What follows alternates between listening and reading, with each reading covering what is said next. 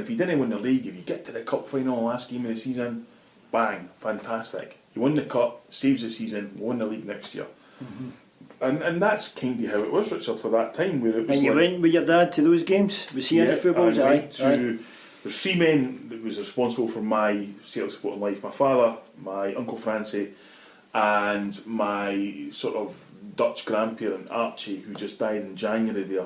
Right. And a 94-year-old, 6 months previous to that, he was at Dingwall supporting Celtic at Ross County. That was the kind of guy he was. And they three men moulded the Celtic supporter that I am, for right or wrong. They were the three men that would say to me, the ground's called Celtic Park. Right, those kind of things. Not Parkhead. It's Celtic v Rangers, never Rangers v Celtic. And my father's famous mantra all the time was, if we ever got beat, there was always things you guaranteed we ever got beat. Sports scene and Scott Sport, forget it. There's a blackout. No newspapers are being bought. My old man would sit in the house, we'd come back, and he would sit there sick for about an hour, and he'd say to my mother, I need to go to the pub. I can't sit like this, Ken. And he'd go back, and he wouldn't. My old man was a very heavy drinker, but he wouldn't. These guys would be out to 4 or 5 in the morning. Right. He'd have his drink, and he'd come home, and he'd sit there half cut, and he'd pull the scarf out every time we got beat, Richard. Which, to be fair, wasn't that often. Aye. And he'd pull the scarf out and say, and look at me and say, Paul, they're still the greatest colours in the world. And that's kind of how I was brought up. I was brought up to never respect anybody in that sense. It was like Celtic was our team, we support Celtic, we didn't give a fuck where we come from, that's who we are. Right. And that's kind of how it went for years. And I started going into the football myself because it was the first game I ever went to myself as an Edinburgh Celtic fan in Glasgow was when Celtic played Cruzeiro, and the centenary season just had finished, and it was like a pre-season friendly. Okay. Beat them 4-2. And previous to that, I went to every single game in the centenary year. My Uncle Francie, and my old man wasn't working at the time, so he didn't really get to many games as he should have done, or he wanted to have done. And he actually subsequently came back after the centenary year. Right. But at that point, Richard, as older kind of listeners will remember, in '87 something happened that had never happened in my life before, which was Rangers won the league. Right. And although they'd won it in '78 and whatever, I couldn't remember that. No. So I went through this period of Rangers never even being a threat to Celtic. And, you know, it was like, you looked at them and you went, that's 8 points. You know what I mean? And that's how it was. And then they won it and they spent all this money and it was like, holy shit. And I'll never forget my old man saying, you know, we need to do something about this. Okay. And I thought, what does that mean? And then what we did was, of course, was bring Billy McNeil back. And my old man was so happy about that. He said, listen, it's all over for them. Big man's back. We've got to do it. Caesar's back. And so you're kind of listening to this going, oh, aye, great and all that. And that's exactly what happened. Right. We just never looked back. He came in. I remember we got beat off the Arsenal 5-1, and our one was in the last minute. in April '87, it's August '87, I beg your pardon. And I thought, oh, Christ, oh, here we go. And then we went to Morton on the Saturday, the opening day of the season. We scored 4-0. Andy Walker ran riot. Then we beat Hearts. Then we beat Motherwell, and we were off. Aye. And you remember we got to Dunfermline, and we got beat at Dunfermline. And Dunfermline was an incredible game for me, Richard, because I actually got tickets for a Celtic player that day. Right. And I'm pretty sure it's the only time in my life I've ever been given tickets from a current Celtic player playing in that game. And it was for Mark McGee. Right. Who, friend of a friend, had got them. So we sat in the centre stand that day, and I was like, fucking hell, man, here they go. Absolute Thurston was there, and that kind of. And, you know, and we got beat that day, and it was kind of like, I remember everyone in the bus was coming back thinking, is this going to happen? And then the following week, we beat Rangers 1-0, going on 10-0, and it was just like, we're not going to look back. It's done. And it's yourself, and anybody listening remembers that the centenary year was just absolutely magical. Oh, you know, you were never beat. The 90-minute team, you know, never just. Beat.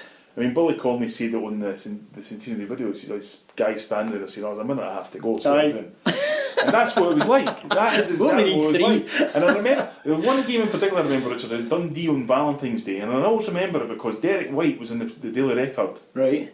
That day with his girlfriend, who I think he went on to become his wife. with a big heart, you know, that kind of publicity shot. It's Valentine's Day. And he wasn't playing at Danes Park, and I remember thinking, but he was in the paper, you know? And we were drawing 1-1, we were playing shite, and it wasn't happening, and last minute Chris Morris stepped up, bang, free kick in the top corner. And I remember Mongo Francis saying, Navy's got to stop us this season. We just couldn't get beat, and we never got beat. You know what I mean? And but no, it was a good childhood, and it was a great time to be a Celtic supporter. Siblings, only child. It could only be one of me. The only one you. That certainly strikes me in a few ways. Some of them flattering. It's weird. It's a weird actually, because your peers change. Your peers become your friends, you know. Obviously, your parents, but then you get to a certain age where you don't like. That moves on. I'm not going to muck about with my mother and father. That's right, independence comes. I'm actually going through that experience now with my eldest son James, who's 13, just about to turn 14. Oh, yeah, beauty. And I'm sort of like, oh my but God. Dad's not cool anymore. Aye. Oh. It was never cool. Oh, you were never cool. But aye, and so, no siblings, so you kind of had to find out a lot of stuff yourself, which I would imagine, if I had older brothers or sisters, I would have found out for them. Aye. So you were relying on school mates and stuff like that, who basically lied about everything anyway. And aye, so it was an only child, and sometimes it was good, sometimes it wasn't, but you know. So the only child at home with a caliper on through primary school years and all, is this a big part of the psyche and what's in your character, or would you not know otherwise? Oh, I don't know. I've never had a brother, so I can't tell you. I can't answer that question. It didn't help with confidence. Do you know what I mean? Whereas because there's no big brother for P6 suddenly. Oh, you get away from like my bro. My father had, and his brother still does, had a fearsome reputation. Oh right, really? One example was we were playing football one day, and it was against a massive, we'll say like a 15-foot wall, and somebody, just for a laugh or whatever, for the other side, throws a brick over the wall, and it lands right on my head. Whoa! And it splits my head open. And it's something that never happens now to anybody, does it? Split their head open. But that's exactly what it splits your head open, you know. Of course, they're running and greeting and up to the parents. And my father could do it. And the guy who done it, he never meant to do it or that. It was an English boy. And I remember to this day the fear in his face when my father found out the connection. And he was pleading with him not to hit him or not. And he never hit him, but he was pleading with him. So there was that element there, which when I became, because I was drinking in the local pub, the Gunner, for when I was about 14, 15. Right. That stood me in good stead. Right. Because I was Jimmy Larkin's laddie. Right, okay. And you were aware of it? Aye. No, I wasn't. No, at the time. Right. And when I think back now, I think, you know what, being maybe just a wee bit too cheeky, the reason why I never got a sore face, it was like, aye, this, but don't worry about that, because that's too much, you know, and that's kind of thing. So I always was drawn to older people. I think I was always looking for that big brother. Do you know what I mean? And all the guys I mucked about with then, if I was 14, 15 drinking, would be 20, 21. Interesting. And I don't know, I always seem to get on with them well and all that kind of thing. And you know, right through my life that happened until I became old myself.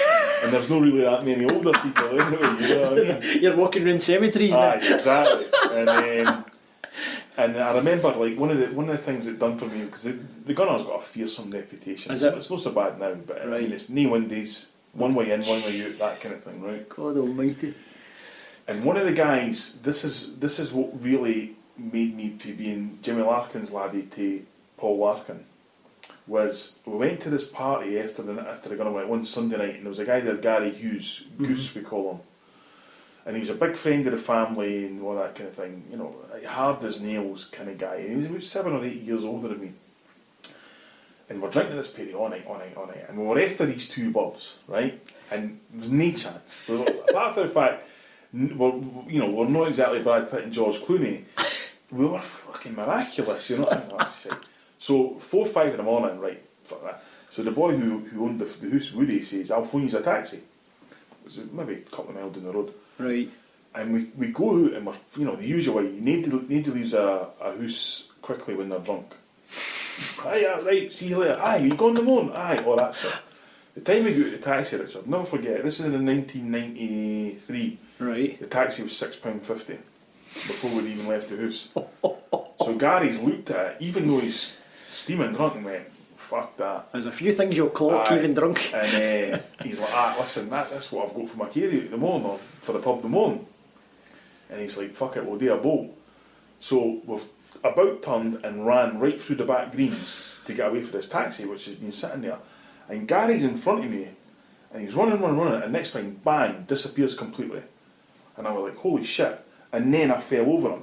What had happened was he'd ran straight into a washing line. Ooh. Took him right on the neck, practically garroted him, and he's took him down.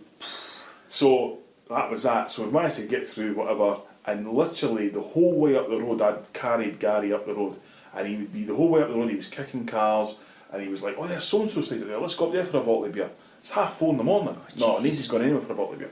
So I managed to get him back to his house, get him into his bed, boom, see you later. The next again day, all the heavy mob and the gunner drank in the lounge, everybody else drank in the bar. Alright. And I walked into the bar, 1 o'clock, I went to order my drink, and Gary came to the bar, the lounge, between the bar and the lounge, the door, come through here, and it was like I was welcomed into that lounge because I'd got Gary home. Ah, right. Shaking my hand, cheers soldier, all the best, and all that kind of thing. And that stood me in stead for years, whereas if, because it's funnily enough the tangent story, because we know we're going down rabbit holes here. Yes, exactly. The guy whose house it was, Woody, is who the character Franco Begbie in Trainspotting's based on. Seriously? Yes. Aye. About 3 weeks later, because I was only 18, 19 at the time, I walked into the Gunner Lounge on a Sunday night, which was karaoke night. And this guy came up to me, I'll no name him, but he was a well-kent face. Okay. And never really drank the Gunner. He came up to me, I'd literally known him bought a pint, and he said, buy me a pint. Now, I could sit here now and give it the big one. I was shitting myself. I was like, oh, for fuck's sake. So I walked over, and it was a bottle of Beck's is what he wanted, right? Right. And I walked up to the bar, and as I walked up to get it, Woody, the guy who Begbie was based on, come out, and he said, all right, how you doing? I said, aye. And he went, I said, oh, give me a pint of lager and a bottle of Beck's. And he went, who's the bottle of Beck's for? Because he drinks Beck's. Right, okay. I said, oh, it's for, and he was like, what are you going to him for? I said, well, he asked me, he said, I'll take it over to him. And he picked the bottle, I swear to you, it's true, guys, I was talking about on Wednesday night, picked the bottle and walked up and just smacked it right over his face, smashed the bottle on his face. Jesus. And walked back and was like, so anyway, how are you doing? Just nothing. And it was that, again, for that night, you know, Hugh took Gary up the road. Right. Your sound, there that you kind go. of thing. And crossed the threshold. that stood me in a really, really good stead in a place where we used to always think was fine. You know, aye, I'll take you in there, Richard, everything will be fine. Right. And it was only when outsiders went in that they were like, holy shit, whoa, this is a beer pit, like, you know what I mean? I always remember one guy, one of my mates, old man's, this guy said, oh, they're gonna, I'm never going there, I'll take you in there, it's fine. And he was like, he took him in, and the guy hadn't even bought a pint, and the boy came up to him and said, I'm going to fucking strangle you. He just took an instant dislike to the boy. And that was just, you know. And we're off. I know it all sounds horrendous and that, but that was just the norm. Yeah, just when you're in amongst it, totally. Exactly. It's like a party at Johnny Mackay's house, you know, you just go on with it. Well, we are related, so. Well, aye. That's another rabbit hole. Bloody hell. Aye. Now, what about Mum? Mm-hmm. What's the picture there? Well, my mum's still alive. I was up her house today actually, and she's in her 70s now, but she's still pretty. I mean, she's a wee bit forgetful about things and whatever, but you know, she's still pretty active and stuff. And yeah, I had probably a love-hate relationship with my mum for a long time after my father died, because I think we were both looking for somebody to blame. You know, because my father died when he's 52, which, as we get older, you realise isn't the age at all, is it, really? And so there was a long period of sort of being in a long dark tunnel, looking for a way out of it, and the way out of it was to say, it was your fault. My father died of myotonic dystrophy, which is a muscle wasting disease causing him to have a heart attack. I mean, it's nobody's fault. Sure. You know what I mean? Sure. But I think as sort of I kind of went to New York and done different things, we reached a point where we could actually communicate properly again. With the distance? That, Yeah. Is that what you mean? Yeah, probably. Yeah, probably. Maybe it took that distance to be there to then be like.